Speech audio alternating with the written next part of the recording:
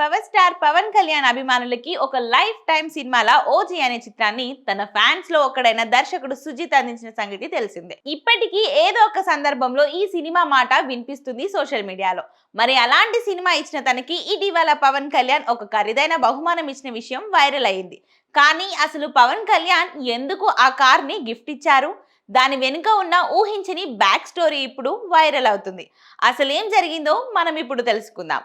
OG shoot సమయంలో సుజిత్ తన personal ఇంట్రెస్ట్తో సెపరేట్గా కొన్ని స్టెప్స్ తీసుకున్నాడు. ఓజీ కామిక్స్ ఐడియా ఇంకా మరిన్ని తన సొంత ఖర్చులతో చేశాడని ఆ మధ్య వినిపించింది. అలాగే తనకి ఎంతో ఇష్టమైన కారుని అమ్మి ఓజీ షూటింగ్ కోసం ప్రత్యేకంగా తాను ఖర్చు చేశాడట.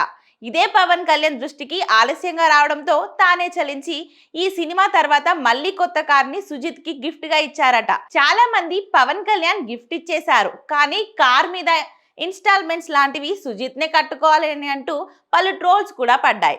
కానీ ఈ సందేహాలకు కూడా చెక్ పెట్టినట్టు తెలుస్తుంది. కార్ కొనివ్వడమే కాకుండా దానిపై ఉండే ఇన్స్టాల్మెంట్స్ కూడా పవన్ కళ్యాణే ప్రతి నెల భరిస్తారని సినీ వర్గాల ద్వారా తెలుస్తుంది.